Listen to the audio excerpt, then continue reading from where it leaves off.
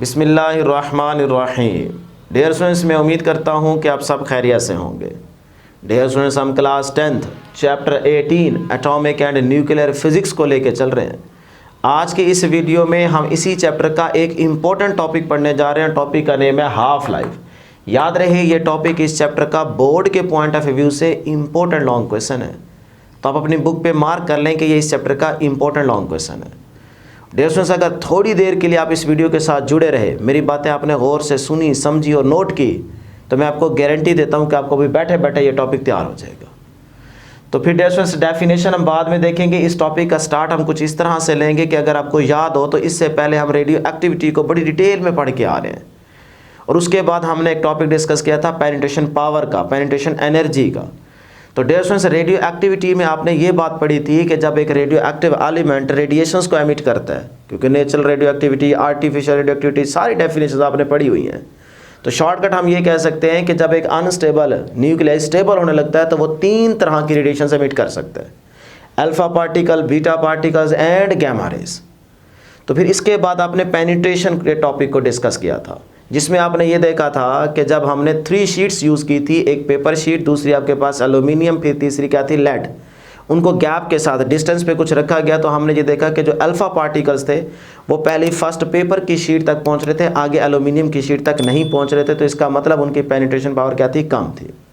उसके बाद dear students, हमने बात की थी बीटा पार्टिकल की। तो बीटा पार्टिकल्स के लिए हमने देखा था कि वो पेपर में से पास करने के बाद लेड तक पहुंच रहे थे। तो इसका मतलब beta particle high energy particles हैं as compare to the alpha particle. फिर जब हमने गैमा रेज को गौर से देखा तो गैमा रेज जो है वो पेपर में से भी पास कर रही थी और आगे एल्यूमिनियम की शीट से भी पास कर रही थी, और फिर उसके बाद आगे लेड तक पहुँच रही थी। तो इसका मतलब जो गैमा रेज है ये हाई एनर्जी फोटॉन थे। तो इसका मतलब सबसे ज़्यादा पेनिट्रेशन किसकी हुई, हाईएस्ट पेनिट्रेशन किसकी हुई, गैमा की। फिर उससे कम किसकी हुई, एवरेज, मॉडरेट, मिडल किसकी हुई, बीटा की। फिर उसके बाद सबसे कम किसकी होगी, अल्फा की।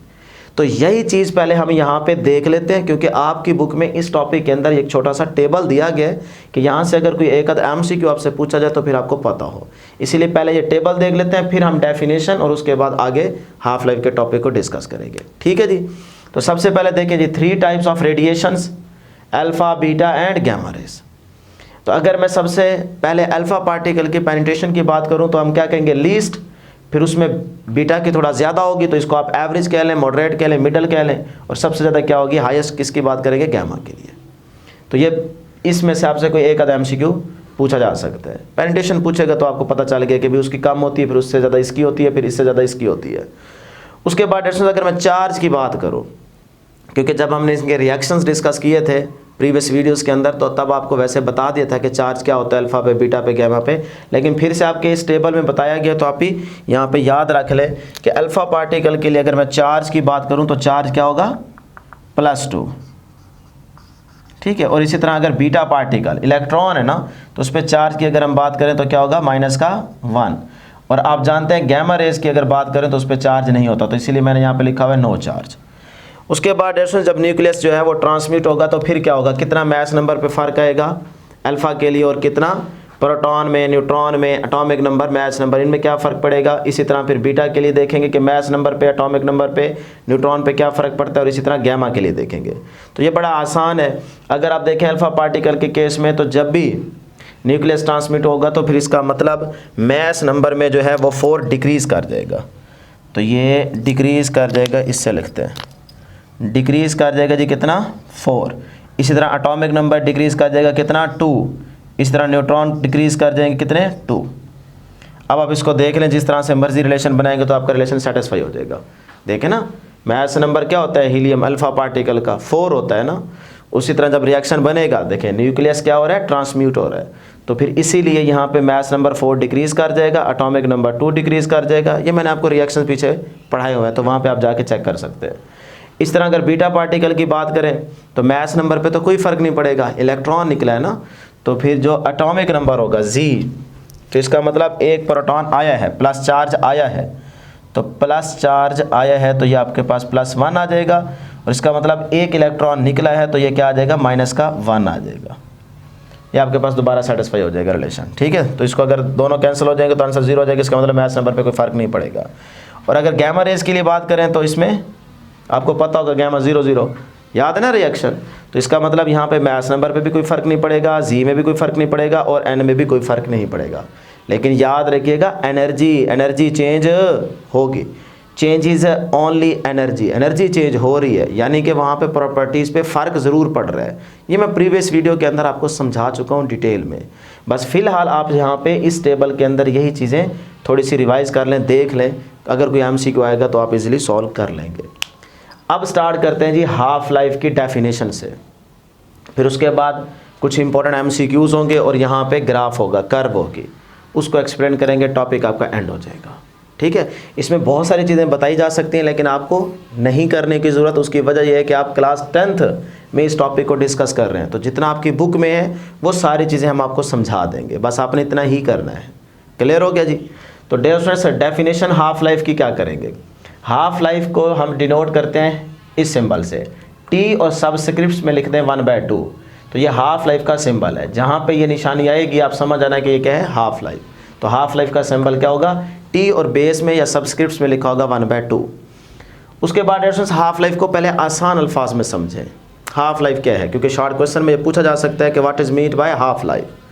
तो डियर स्टूडेंट्स, आप इन दोनों डेफिनेशन में से कोई एक डेफिनेशन अच्छे तरीके से तैयार करेंगे, जो आपको वर्डिंग आसान लगे, ठीक है, वो आप तैयार करेंगे। लेकिन पहले इसको समझें आसान भाषा में, आसान अल्फाज में। हम ये कह सकते हैं हाफ लाइफ के बारे में कि वो टाइम जिस टाइम में एक रेडियो एक्टिव एलिमेंट अपने प्रेजेंट नंबर ऑफ एटम्स में से half number of atoms decay कर दे, डिसइंटीग्रेट कर दे, तो ये टाइम क्या कहलाएगा, हाफ लाइफ कहलाएगा। फिर से सुन लें, वो टाइम जिस टाइम में एक रेडियो एक्टिव एलिमेंट अपने मौजूदा, अपने प्रेजेंट नंबर ऑफ एटम्स में से half number of atoms decay कर दे, डिसइंटीग्रेट कर दे, तो ये क्या कहलाएगी, हाफ लाइफ। वो टाइम क्या कहलाएगा, हाफ लाइफ कहलाएगा। तो ये बड़ी सिंपल डेफिनेशन थी, यही चीज़ मैंने यहाँ पे लिखी हुई है, देखें। The half life of radio active element is that period, यहीं से स्टार्ट कर सकते हैं कि हाफ लाइफ क्या है, is that period in which half of the atoms decay. वो टाइम पीरियड जिसमें एक रेडियो एक्टिव एलिमेंट अपने प्रेजेंट नंबर ऑफ एटम्स में से हाफ एटम्स या नंबर ऑफ एटम्स डिके कर दे, वो टाइम क्या कहलाएगा, या वो टाइम पीरियड क्या कहलाएगा जी, हाफ लाइफ कहलाएगा। क्लियर। अब ये डेफिनेशन अगर आपको मुश्किल लगती है तो फिर आपकी बुक में ये डेफिनेशन लिखी गई है कि द टाइम ड्यूरिंग, वो टाइम जिसमें which half of the unstable radio active nuclei disintegrate, यानी कि वो टाइम जिसमें एक अनस्टेबल रेडियो एक्टिव न्यूक्लियाई अपने मौजूदा नंबर ऑफ एटम्स में से half number of atoms disintegrate कर दे, डिके कर दे, तो वो क्या कहलाएगा, टाइम हाफ लाइफ कहलाएगा। जिस टाइम में एक एटम अपने आधे नंबर ऑफ एटम्स डिके कर दे, बस ये याद रखें। तो अब डियर स्टूडेंट्स, इसको एक आसान एग्जांपल से भी हम क्लियर कर लेते हैं, समझ लेते हैं। देखें, इस डेफिनेशन का मतलब ये है कि सपोज करें आपके पास एक एलिमेंट है जिसके पास initially number of atoms total कितने हैं जी, 200। ठीक, अब जब फर्स्ट हाफ लाइफ गुजरेगी, यानी कि फर्स्ट हाफ लाइफ गुजरने के बाद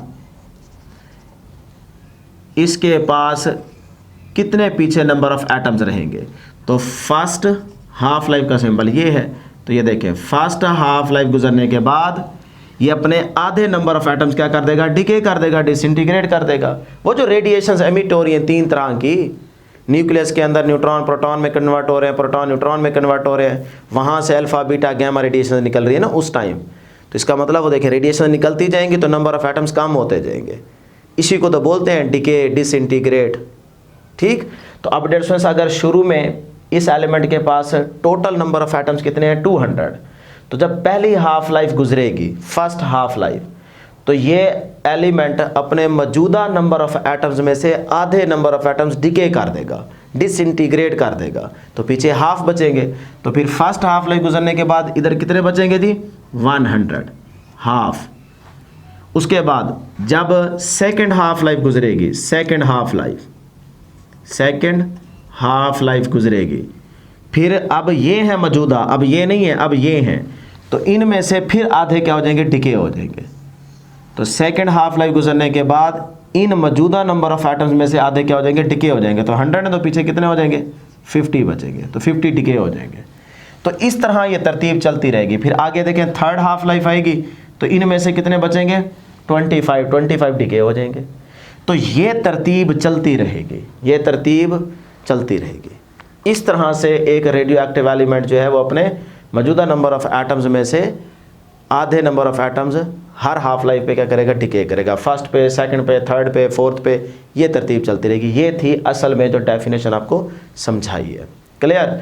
अब डेफिनेशन से रेडियो एक्टिविटी में आपने एक पॉइंट याद रखा था कि रेडियो एक्टिविटी जो है वो फिजिकल कंडीशंस पे डिपेंड नहीं करती, केमिकल कंडीशंस पे डिपेंड नहीं करती। मतलब अगर आप कहीं पे एक रेडियो एक्टिव एलिमेंट रेडिएशंस को एमिट कर रहा है तो उसके आसपास आप टेम्परेचर की वैल्यू बढ़ा दें, कम कर दें, या प्रेशर को कम ज़्यादा कर दें, डेंसिटी को कम ज़्यादा कर दें, फील्ड अप्लाई कर दें इलेक्ट्रिक या मैग्नेटिक, तो क्या वो रेडियो एक्टिव एलिमेंट रेडिएशंस को कम या ज़्यादा एमिट करना स्टार्ट कर देगा? ऐसा नहीं है, क्योंकि वो इन चीज़ों पर डिपेंड ही नहीं करती रेडियो एक्टिविटी। ये हमने पॉइंट डिस्कस किया था। तो फिर यहाँ पे भी आपसे पूछा जा सकता है कि भाई जो हाफ लाइफ है ये किस पे डिपेंड करती है और किस पे डिपेंड नहीं करती। ये आपका इंपॉर्टेंट एमसीक्यू बन सकता है। तो फिर ये देखें, डिपेंडेंस पूछ रहा हूँ, यानी कि ये एमसीक्यू बन सकता है। तो फिर याद रखिएगा हाफ लाइफ भी है, हाफ लाइफ भी जो है ये सिर्फ और सिर्फ एक ही चीज़ पे डिपेंड करती है, और वो है nature of the radio isotopes. इस पे डिपेंड करती है, प्रेशर पे, टेम्परेचर पे, इन चीज़ों पे डिपेंड नहीं करती। तो इसको ज़रा गौर से देख भी लें और लिख भी लें कि जो हाफ लाइफ है वो डिपेंड करती है dear students nature of the radioisotopes, nature of the isotopes. ठीक। अच्छा, ये भी पूछा जा सकता है इसके उलट कि किन फैक्टर्स पे डिपेंड नहीं करती, तो इंडिपेंडेंट का भी पता होना चाहिए। तो फिर मैंने यहाँ पे दूसरा पॉइंट बनाया हुआ है कि हाफ लाइफ जो है वो इंडिपेंडेंट है किन फैक्टर्स पे? डियर स्टूडेंट्स याद रख लें, physical conditions and chemical conditions.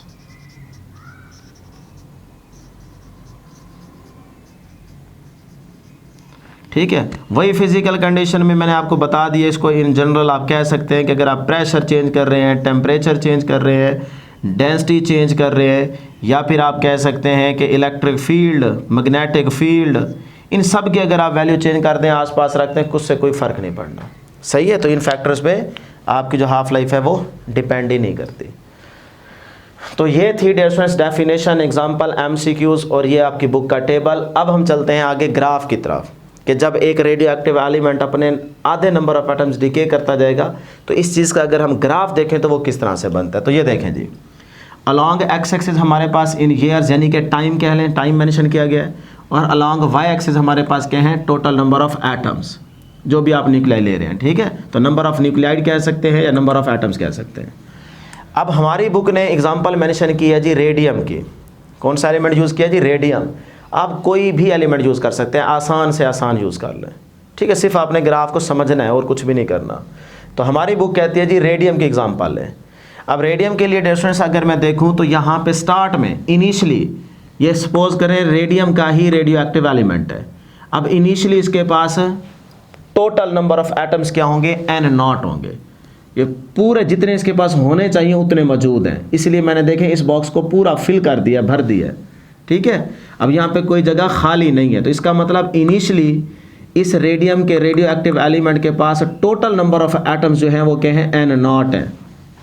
ठीक, अब जब ये वाला एलिमेंट फर्स्ट हाफ लाइफ गुजरेगी, तो ये अपने तमाम नंबर ऑफ एटम्स जो इसके पास मौजूद हैं उनमें से आधे नंबर ऑफ एटम्स क्या कर देगा? डिसइंटीग्रेट कर देगा, डिके कर देगा। तो पीछे आधे बचेंगे।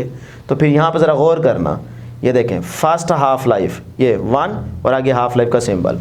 तो फर्स्ट हाफ लाइफ पे देखें, फर्स्ट हाफ लाइफ गुजरने पे ये रेडियो एक्टिव एलिमेंट अपने मौजूदा नंबर ऑफ एटम्स में से आधे एटम्स डिके कर चुके हैं, तो पीछे कितने रह गए? आधे। तो अब देखें ये शेडेड एरिया देखें, हाफ खाली है और हाफ शेड।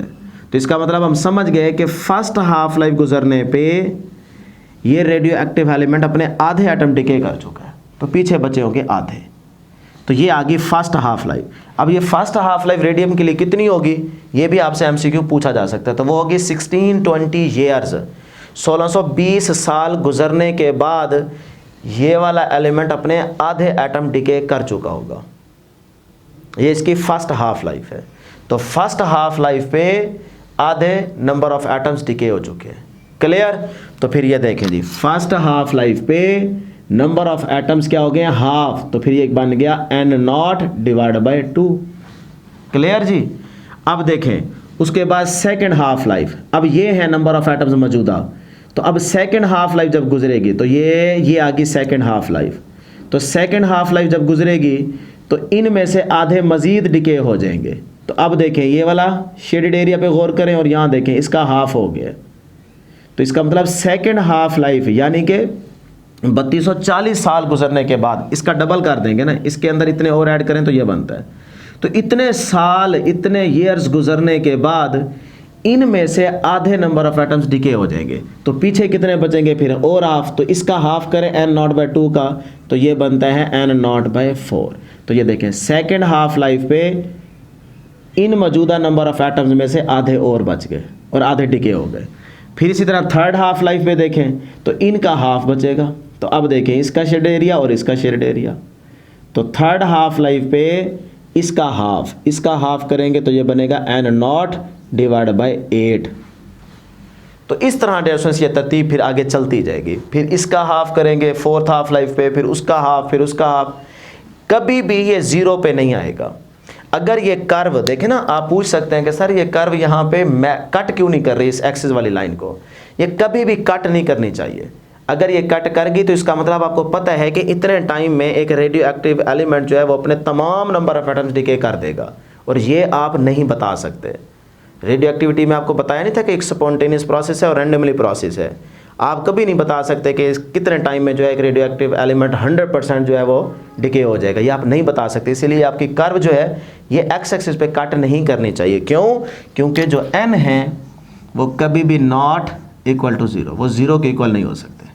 अगर ये कट कर गई तो इसका मतलब होगा आप 0 पे आ गए हैं, जो कि आप नहीं बता सकते। इसीलिए n0 इक्वल टू 0, तो कभी भी कर्व आपकी क्रॉस नहीं करनी चाहिए। तो ये था डियर स्टूडेंट्स ग्राफ। अब यहाँ पे कर्व पे ज़रा गौर करें। ये कर्व कैसी है? एक्सपोनेंशियल कर्व है, ठीक है। और क्या हो रही है? डिक्रीज। ये देखें डिक्रीज, रैपिडली डिक्रीज हो रही है। तो फिर आपसे अगर पूछा जाए कर्व कैसी है तो आप कह सकते हैं एक्सपोनेंशियल। कर्व कैसी है जी? एक्सपोनेंशियल है। और यहाँ पे कर्व क्या हो रही है? डिक्रीज। अच्छा, डिक्रीज क्या चीज़ हो रही है? बेसिकली स्लोप डिक्रीज हो रहा है। स्लोप समझते हैं? स्लोप का मतलब होता है, देखें स्लोप होता है डियर स्टूडेंट्स, अगर कोई पॉइंट आ जाए, क्योंकि 25% पेपर एनालिटिकल बेस आएगा ना, तो यहाँ से कोई MCQ बन सकता है। स्लोप होता है delta Y over delta X. तो डेल्टा वाई किसके इक्वल है? देखिए यहाँ पे क्या आ रहा है? नंबर ऑफ एटम्स में चेंज आ रहा है, नंबर ऑफ एटम्स में चेंज आ रहा है। तो ये आ गया जी delta n, number of atoms में चेंज। और एक्स एक्सिस के अलॉन्ग क्या है? टाइम। तो ये आ गया डेल्टा t। ये है स्लोप, यानी कि स्लोप यहाँ पे हमें किस चीज़ की इंफॉर्मेशन दे रहा है? Delta n over delta t। अब इसके साथ माइनस का साइन आएगा, पता है क्यों? ये चीज़ थोड़ी सी एक्स्ट्रा है लेकिन आपको याद रखनी है, क्योंकि ग्राफ तो आप पढ़ रहे हैं ना, तो ग्राफ से अगर स्लोप देखें तो वो इसके बराबर आता है। और अब स्लोप कैसा है? डिक्रीज़ हो रहा है, डिक्रीज़। तो डिक्रीज़ होने के लिए इस फार्मूले में कोई निशानी होनी चाहिए, तो वो निशानी आप माइनस की यूज़ करेंगे। अब देखें इसका मतलब ये जो चीज़ है इसको क्या बोलते हैं? रेट ऑफ डिके, यानी कि इस चीज़ को बोलते हैं रेट ऑफ डिके, ये बोलते हैं। अब रेट ऑफ डिके को भी एक नया नाम दिया जाता है और वो है एक्टिविटी। याद रख लें, इंफॉर्मेशन है आपके लिए। तो एक्टिविटी बेसिकली क्या कर रही है? डिक्रीज कर रही है। तो फिर मैं यहाँ पे लिख सकता हूँ कि इस ग्राफ से मुझे ये नज़र आ रहा है कि एक्टिविटी जो है डिक्रीज कर रही है, ठीक है। या आप कह सकते हैं कि वो क्या है? एक्टिविटी नेगेटिव है। क्या है? नेगेटिव है। एक्टिविटी किसको नाम दिया है? रेट ऑफ डिके को नाम दिया है। और रेट ऑफ डिके क्या है? Delta n over delta T. और delta n over delta T से मुराद हमने क्या निकाला है? स्लोप। तो स्लोप किस चीज़ की इंफॉर्मेशन दे रहा है इस ग्राफ में? ये पूछा जा सकता है, इंपॉर्टेंट MCQ। तो आप कहेंगे इस ग्राफ का जो स्लोप है वो हमें इंफॉर्मेशन दे रहा है रेट ऑफ डिके की, या रेट ऑफ डिके क्या कहलाएगा? Is also called activity. और एक्टिविटी जो है ये एक फिजिकल क्वांटिटी है। इसका यूनिट क्या होगा, बैक्यूरल, क्यूरी, ये सारे इसके यूनिट हो गए। बस इतनी बातें आपने याद रखनी, क्योंकि ये डायरेक्ट बुक में नहीं है ना, इसलिए हम इसको यहाँ पे डिस्कस नहीं करेंगे। बस आपको कंसेप्ट क्लियर करने के लिए थोड़ा सा चीज़ें एक्स्ट्रा बता दी है। आखिरी बात, डियर स्टूडेंट्स, अगर एक radio active element first half life में अपने आधे नंबर ऑफ एटम्स डिके कर रहा है, फिर उसके बाद सेकंड में और आधे कर रहा है, तो ये जो नंबर ऑफ एटम्स डिके हो रहे हैं, इनके बारे में आपने पता लगाना हो कि कितने नंबर ऑफ एटम्स डिके हो गए हैं, तो कोई शॉर्टकट फार्मूला होना चाहिए।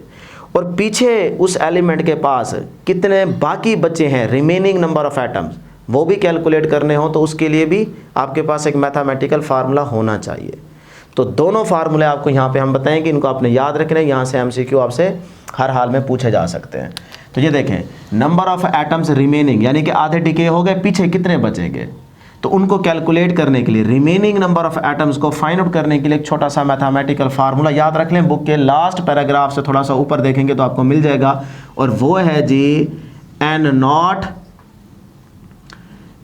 नॉट डिवाइड बाय 2 की power t, n not divide by 2 की पावर t।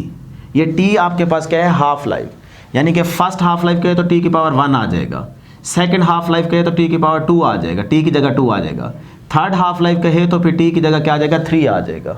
सही है, तो ये है आपके पास फार्मूला, ये आपने याद रखना है। जब भी आपको रिमेनिंग नंबर ऑफ एटम्स मालूम करने हो तो ओरिजिनल आपको वो एमसीक्यू में बताएगा और कहेगा फलां हाफ लाइफ पे बताओ कितने बाकी रह गए हैं, तो जो फलां हाफ लाइफ मतलब वो मेंशन करेगा, third half life, fourth half life, तो ओरिजिनल भी देगा, आप यहाँ पुट करेंगे, और जो हाफ लाइफ बताएगा तीसरी, चौथी, पांचवी, वो तीसरी कहेगा तो t की जगह 3 आ जाएगा।